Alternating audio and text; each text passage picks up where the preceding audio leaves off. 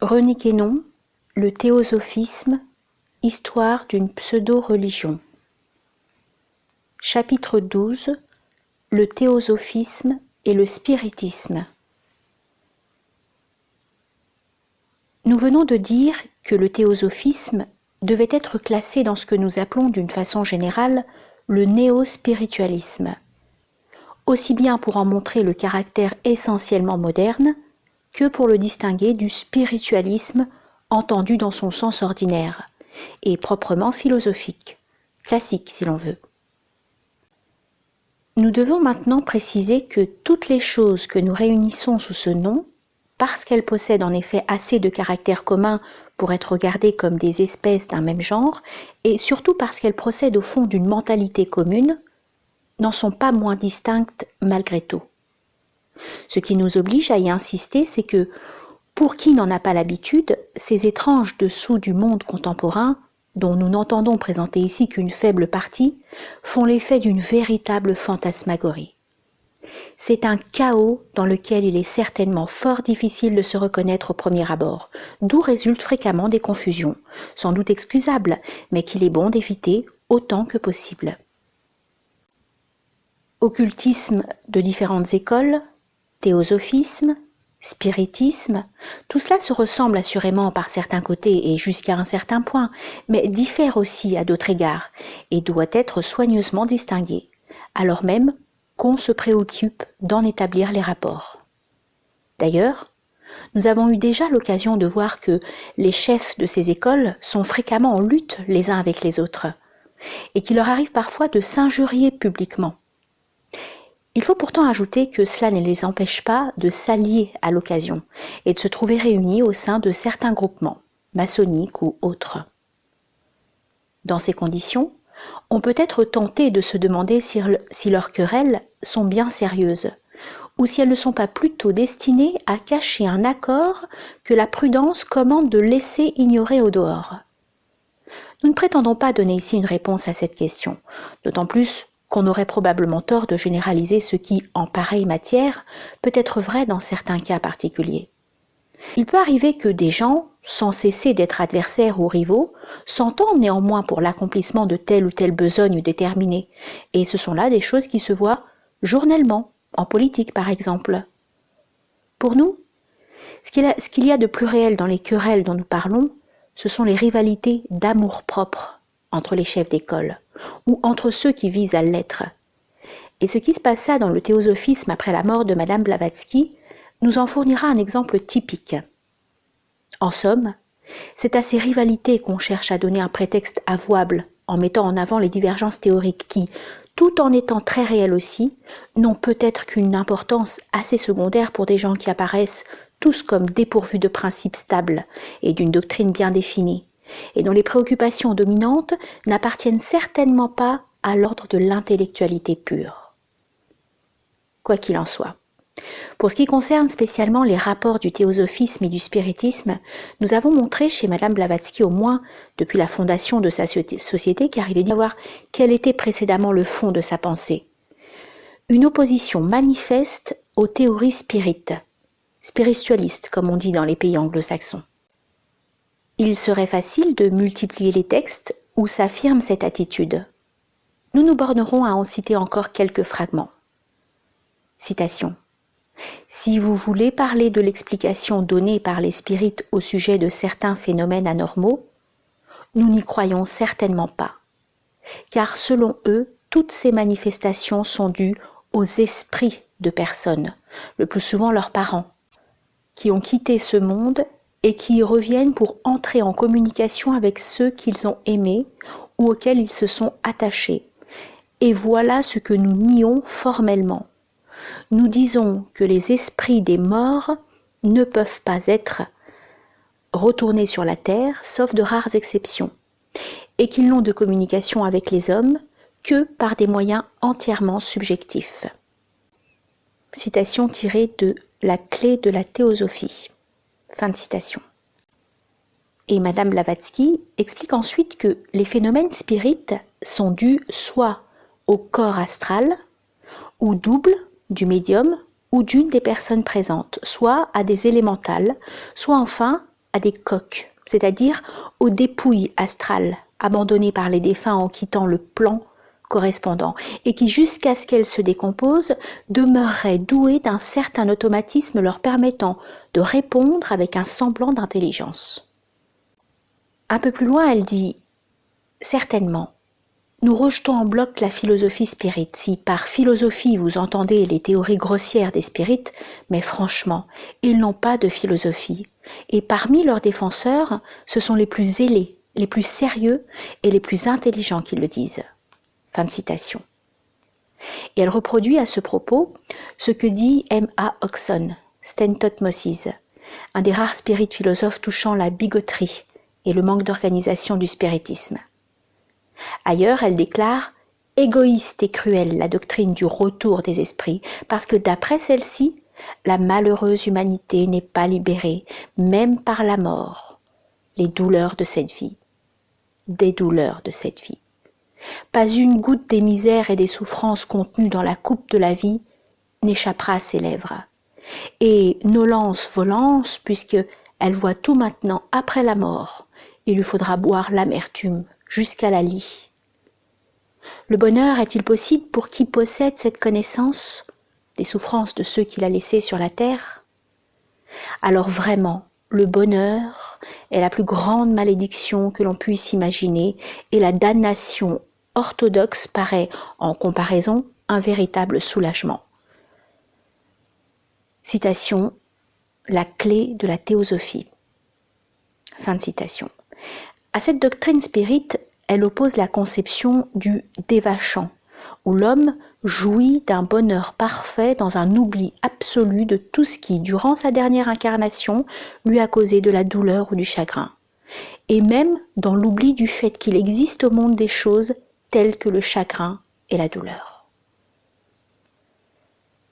Citation, toujours des clés de la théosophie. Madame Blavatsky admettait seulement la possibilité de communication entre les vivants et les esprits désincarnés, dans des cas qu'elle regardait comme tout à fait exceptionnels, et qui étaient les suivants. Citation. La première exception peut avoir lieu durant les quelques jours qui suivent immédiatement la mort d'une personne, avant que l'ego ne passe dans l'état dévachanique. Ce qui reste douteux, c'est l'importance de l'avantage qu'un mortel quelconque ait pu retirer du retour d'un esprit dans le plan objectif.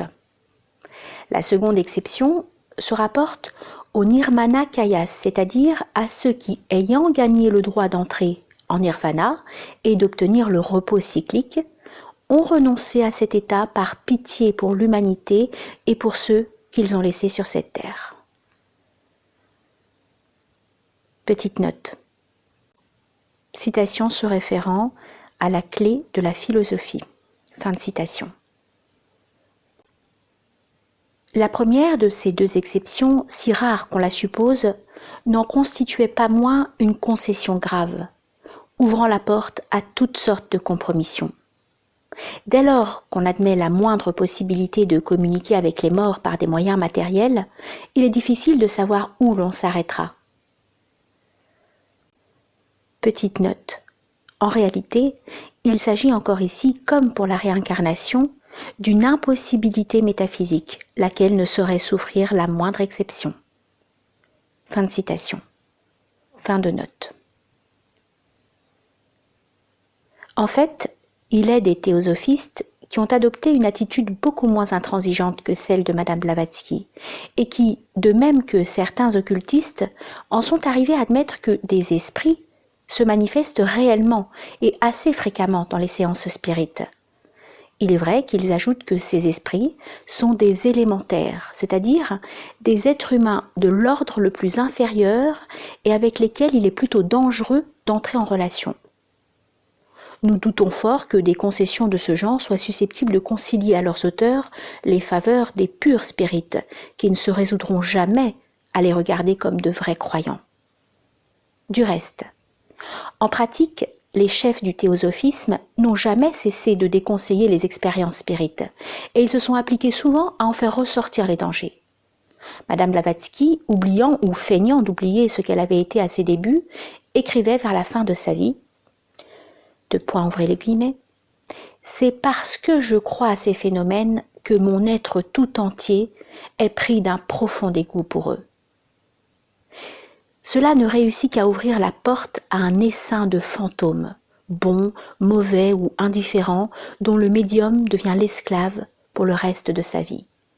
Je proteste donc non pas contre le mysticisme spirituel, mais contre cette médiumnité qui vous met en rapport avec tous les lutins qui peuvent vous atteindre. L'un est une chose sainte qui élève et ennoblit, l'autre est un phénomène du genre de ceux qui, il y a 2 siècles, ont causé la perte de tant de sorciers et de sorcières. Je dis que tous ces rapports avec les morts sont consciemment ou inconsciemment de la nécromancie. Par conséquent, une pratique fort dangereuse. La sagesse collective de tous les siècles passés a protesté hautement contre les pratiques de ce genre. Je dis enfin, ce que je n'ai pas cessé de répéter en parole et par écrit depuis 15 ans, que tandis que quelques-uns des soi-disant esprits ne savent pas ce qu'ils lisent et ne font que reproduire, à la façon des perroquets, ce qu'ils trouvent dans le cerveau du médium ou d'autres personnes, il y en a d'autres qui sont très dangereux et ne peuvent que conduire vers le mal. Fin de citation. Comme preuve du premier cas, elle cite le fait des communications réincarnationnistes en France, anti-réincarnationnistes en Angleterre et en Amérique. Quant au second, elle affirme que les meilleurs, les plus puissants médiums ont tous souffert dans leur corps et dans leur âme. Et elle leur donne des exemples. Les uns étaient épileptiques, les autres sont morts de folie furieuse, et voici enfin les sœurs Fox, les plus anciennes médiums, les fondatrices du spiritisme moderne, avec plus de 40 ans de rapport avec les anges. Elles sont devenues, grâce à ces derniers, des folles incurables, qui déclarent à présent, dans leurs conférences publiques, que l'œuvre et la philosophie de leur vie entière n'ont été qu'un mensonge. Je vous demande quel est le genre d'esprit qui leur inspire une conduite pareille. Fin de citation. La conclusion que semble appeler cette dernière phrase fait pourtant défaut parce que Madame Blavatsky fait profession de ne pas croire aux démons. Il n'en est pas moins vrai qu'il y a là des choses très justes, mais dont quelques-unes pourraient bien se retourner contre elle, qui les a écrites. Ses propres phénomènes. Si on en admet la réalité, différait-il tant que cela de ce qu'elle assimile purement et simplement à la sorcellerie ? Il semble aussi qu'elle se place elle-même devant ce dilemme, où elle ne fut qu'un faux médium à l'époque de ses clubs à miracles, où elle fut une malade. Ne va-t-elle pas jusqu'à dire que l'épilepsie est le premier et le plus sûr symptôme de la véritable médiumnité ? En tout cas, nous pensons également qu'un médium est toujours un être plus ou moins anormal et déséquilibré, ce qui rend compte de certains faits de fraude inconsciente. C'est en somme ce que Sinette, de son côté, a exprimé en ces termes. Ouvrez les guillemets. Un médium est un malade dont les principes ne sont pas étroitement unis. Ces principes peuvent par conséquent céder à l'attraction d'êtres flottants dans l'atmosphère et cherchant constamment à vivre en parasite de l'homme assez mal organisé pour ne pouvoir leur résister, d'où de nombreux cas d'obsession. Ces êtres flottants dans l'atmosphère sont surtout pour l'auteur des coquilles astrales. Mais ils pourraient bien être tout autre chose en réalité. On doit savoir assez quelle est la véritable nature des puissances de l'air. Voyons maintenant ce que dit M. Leadbeater, un de ceux qui sont pourtant entrés le plus avant dans la voie des concessions du spiritisme. Ouvrez les guillemets. La médiumnité physique, celle des séances de matérialisation, est la plus grossière et la plus néfaste pour la santé. À mon avis, le fait de parler et de donner des communications en état de transe n'est pas aussi nuisible pour le corps physique, bien que, si l'on considère le peu de valeur de la plupart de ces communications, on soit tenté de croire qu'elles affaiblissent l'intelligence. Des médiums avec lesquels j'ai eu des séances il y a 30 ans, l'un est aujourd'hui aveugle, un autre ivrogne invétéré, et un troisième, menacé d'apoplexie et de paralysie, n'a préservé sa vie qu'en abandonnant complètement le spiritisme. Fin de citation. Certes, les chefs du théosophisme ont grandement raison de dénoncer ainsi les dangers de la médiumnité, et nous ne pouvons que les en approuver. Malheureusement, ils sont fort peu qualifiés pour un tel rôle, car ces dangers qu'ils signalent à leurs disciples ne sont guère plus redoutables, après tout, que ceux des entraînements psychiques auxquels ils les soumettent eux-mêmes. De part et d'autre, le résultat le plus clair est de détraquer bon nombre d'esprits faibles. Il faut dire aussi que les avertissements du genre de ceux que nous venons de reproduire ne sont pas toujours écoutés, malgré toute l'autorité que ceux qui les formulent exercent d'ordinaire sur leurs adhérents. Dans la masse des théosophistes, comme dans celle des occultistes, il se rencontre bien des personnes qui ont fait en même temps du spiritisme sans trop se préoccuper de la façon dont ces choses peuvent être conciliées, et peut-être même sans se demander si elles peuvent l'être. On ne doit pas trop s'étonner qu'il en soit ainsi, si l'on songe à toutes les contradictions qui sont contenues dans le théosophisme même et qui n'arrêtent pas ces mêmes personnes, qui ne semblent ni les embarrasser, ni leur donner à réfléchir. Étant au fond beaucoup plus sentimentales qu'intellectuelles, elles se porteront indifféremment vers tout ce qui leur paraîtra apte à satisfaire leurs vagues aspirations pseudo-mystiques. C'est là un effet de cette religiosité inquiète et dévoyée, qui est un des traits les plus frappants du caractère de beaucoup de nos contemporains. C'est surtout en Amérique qu'on peut voir les manifestations les plus variées et les plus extraordinaires, mais l'Europe est loin d'en être indemne. Cette même tendance a aussi contribué pour une grande part au succès de certaines doctrines philosophiques, telles que le bergsonisme, dont nous signalions précédemment les affinités avec le néo-spiritualisme. Le pragmatisme de William James, avec sa théorie de l'expérience religieuse et son appel au subconscient comme moyen de communication de l'être humain avec le divin, ce qui nous apparaît comme un véritable cas de satanisme inconscient, en procède également. Il est bon de rappeler à ce propos avec quel empressement des théories comme celle-là ont été adoptées et mises à profit par la plupart des modernistes, dont l'état d'esprit est tout à fait analogue à celui des gens dont nous parlons en ce moment. Du reste, la mentalité moderniste et la mentalité protestante ne diffèrent en somme que par des nuances, si même elles ne sont identiques au fond. Et le néo-spiritualisme en général tient d'assez près au protestantisme. En ce qui concerne spécialement le théosophisme, c'est surtout la seconde partie de son histoire qui permettra de s'en rendre compte. Malgré tous les rapprochements qu'il y a lieu d'établir, on peut remarquer que, d'une façon générale, les théosophistes parlent des spirites avec un certain dédain. Cette attitude est motivée par leur prétention à l'ésotérisme.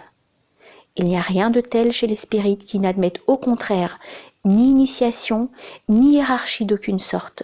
Et c'est pourquoi l'on a pu dire parfois que le théosophisme et l'occultisme sont un peu, par rapport au spiritisme, ce qu'est l'aristocratie par rapport à la démocratie. Seulement, l'ésotérisme, qui devrait normalement être regardé comme l'apanage d'une élite, semble mal se concilier avec la propagande et la vulgarisation. Et pourtant, chose extraordinaire, les théosophistes sont presque aussi propagandistes que les spirites, bien que d'une façon moins directe et plus insinuante. C'est encore là une de ces contradictions qui abondent chez eux, tandis que les spirites sont parfaitement logiques sous ce rapport. D'ailleurs, le dédain des théosophistes à l'égard des spirites est assez peu justifié, non seulement parce que leur soi-disant ésotérisme est de la qualité la plus inférieure, mais aussi parce que beaucoup de leurs idées ont été primitivement, qu'ils le veuillent ou non, empruntées au spiritisme. Toutes les modifications qu'on a pu leur faire subir ne parviennent pas à dissimuler entièrement cette origine. En outre, il ne faudrait pas oublier que les fondateurs de la société théosophique avaient commencé par faire profession de spiritisme. Nous en avons assez de preuves pour ne tenir aucun compte de leur dénégation ultérieure. Et que c'est aussi du spiritisme que sont venus plus tard d'autres théosophistes de marque, tel est notamment le cas de M. Leadbeater. Celui-ci est un ancien ministre anglican qui, d'après son propre témoignage, fut attiré au théosophisme par la lecture du Monde occulte de Sinnett, ce qui est bien caractéristique de sa mentalité, car cet ouvrage ne traite que des phénomènes. À cette époque, il suivait avec assiduité les séances du médium Eglinton. Il faut dire qu'Eglinton, à la suite d'un séjour qu'il avait fait dans l'Inde en 1882 et durant lequel il avait fréquenté divers théosophistes, avait été gratifié sur le navire qui le ramenait en Europe d'une apparition de Kut-Umi, lequel s'était présenté à lui par les signes d'un maître maçon. Il est vrai que, après avoir certifié tout d'abord la réalité de cette manifestation, il se ressaisit par la suite et déclara qu'il n'avait été en présence que d'une simple matérialisation spirite. Quoi qu'il en soit. Ou quoi qu'il en soit de cette histoire où l'autosuggestion joua vraisemblablement le plus grand rôle. Eglinton, lors de ses relations avec M. Leadbeater, était contrôlé par un esprit, nommé Ernest. Celui que nous avons vu Madame Blavatsky mettre sur le même rang que son ancien guide John King. Cet Ernest, s'étant un jour vanté de connaître les maîtres de sagesse, M. Leadbeater eut l'idée de le prendre comme intermédiaire pour faire parvenir une lettre à Kut-Umi. Ce n'est qu'au bout de plusieurs mois, et non par l'entremise d'Ernest, qu'il reçut une réponse dans laquelle le maître lui disait qu'il n'avait pas reçu sa lettre et ne pouvait la recevoir étant donné le caractère du messager, et l'engageait à aller passer quelque temps à Adyar. Là-dessus, M. Leadbeater alla trouver Madame Blavatsky, qui était alors à Londres, mais devait repartir le lendemain même pour l'Inde. C'était vers la fin de l'année 1884. Au cours d'une soirée chez Madame Oakley, Madame Blavatsky matérialisa une nouvelle lettre du maître, et suivant les conseils qui y étaient contenus, M. Leadbeater, abandonnant brusquement son ministère, prit le bateau quelques jours plus tard, rejoignit Madame Blavatsky en Égypte et l'accompagna à Adyar. Il était dès lors devenu un des membres les plus zélés de la société théosophique. Pour terminer ce chapitre, nous devons encore signaler qu'il y eut au moins une tentative faite par les théosophistes pour s'allier avec les spirites. Peut-être devrions-nous dire plutôt pour accaparer le mouvement spirit à leur profit. Nous voulons parler d'un discours qui fut prononcé par Madame Besant, le 7 avril 1898, à une réunion de l'Alliance spiritualiste de Londres, dont Stanton Moses avait été jadis président.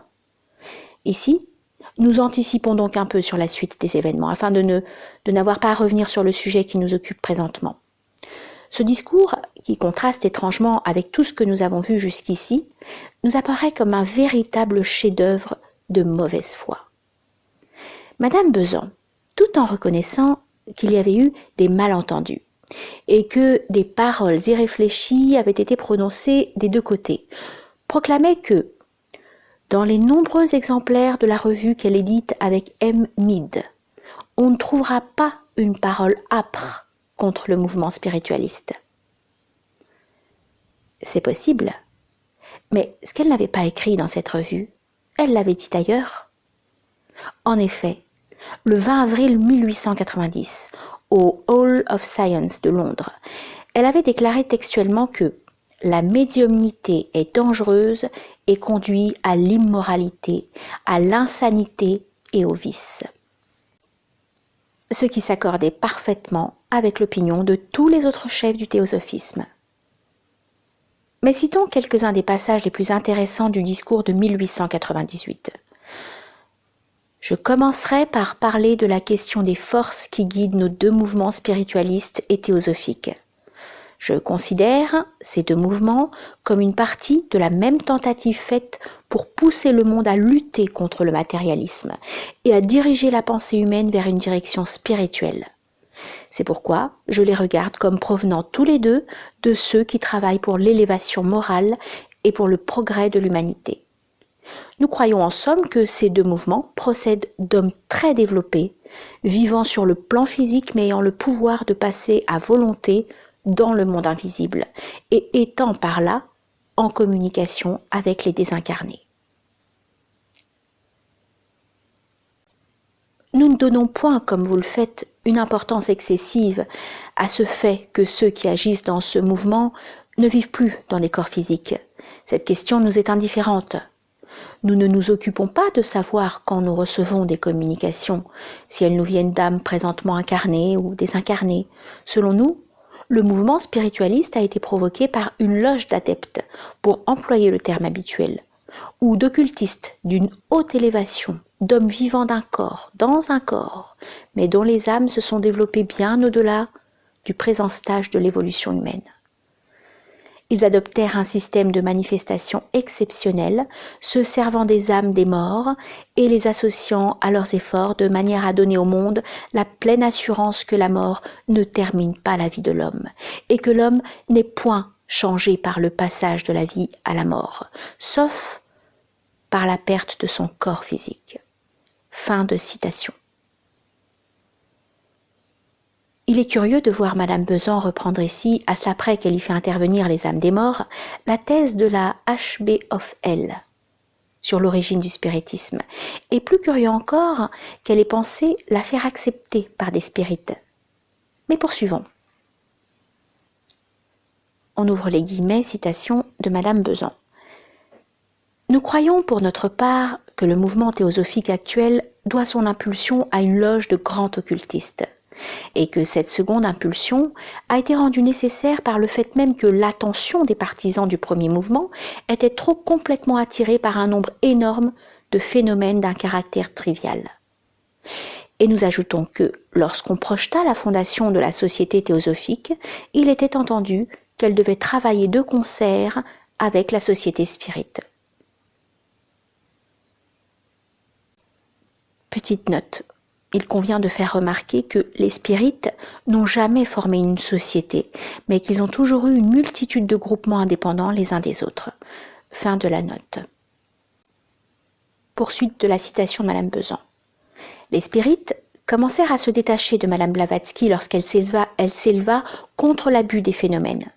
Elle assurait qu'il n'était point nécessaire de croire que les âmes des morts fussent les seuls agents de toute manifestation spirite, que beaucoup d'autres agents pouvaient provoquer ces phénomènes, que les plus insignifiants d'entre eux étaient produits par des élémentales ou esprits de la nature, entités appartenant au monde astral, que quelques-unes seulement des communications pouvaient être l'œuvre des désincarnés, que le plus grand nombre de ces phénomènes pouvaient être causés par la volonté d'un homme psychiquement entraîné, avec ou sans l'aide des âmes des morts ou des élémentales. Mais lorsqu'en outre elle affirma que l'âme humaine dans le corps aussi bien que hors du corps a le pouvoir de provoquer beaucoup de ces conditions, que ce pouvoir lui est inhérent et qu'elle n'a pas besoin de le gagner par la mort, pouvant l'exercer dans son corps physique aussi bien que lorsqu'elle en a été séparée, un grand nombre de spirites protestèrent et refusèrent d'avoir désormais aucune communication avec elle. Fin de citation. Voilà une singulière façon d'écrire l'histoire. Pour la juger, il suffit de se rappeler d'une part les déclarations anti-spirites de Madame Blavatsky, et d'autre part l'importance prépondérante qui fut accordée au phénomène à l'origine de la Société théosophique. Madame Besan voulait avant tout persuader les spirites que les forces qui guident les deux mouvements étaient au fond les mêmes. Mais cela ne suffisait pas, et elle en arrivait à leur accorder avec de légères réserves la vérité même de leur hypothèse fondamentale. Il faut enlever aux spirites l'idée que nous nions la réalité de leurs phénomènes. Dans le passé, une importance exagérée a été donnée à la théorie des coques ou cadavres astraux. Vous trouverez, il est vrai, quelques écrivains déclarant que presque tous les phénomènes spirites sont dus à l'action des coques. Mais permettez-moi de vous dire que ceci est l'opinion d'une très petite minorité de théosophes. Monsieur Judge a fait une déclaration qu'il est impossible à tout théosophe instruit d'accepter, car il affirme que toutes les communications spirites sont l'œuvre de ces agents. Ce n'est pas là l'opinion de la majorité des théosophes, et certainement ce n'est pas celle des théosophes instruits, ni de tous ceux qui, depuis Madame Blavatsky, ont quelque prétention à la connaissance de l'occultisme. Nous avons toujours affirmé que, tandis que quelques-unes de ces communications pouvaient être de cette nature, la plus grande partie d'entre elles provenaient des désincarnés. Fin de citation de Madame Besan. Ici, le mensonge est flagrant. Il n'y a qu'à comparer la dernière phrase avec les textes de Madame Blavatsky que nous avons reproduits plus haut. Mais il y avait sans doute quelque habileté à rejeter sur Judge, alors dissident, la responsabilité de certaines affirmations gênantes, qu'il n'était pourtant pas seul à avoir formulées. Et voici maintenant la conclusion.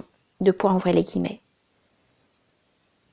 Depuis quelques années, nous avons adopté la politique de ne jamais dire un mot hostile ou dédaigneux à nos frères spirites.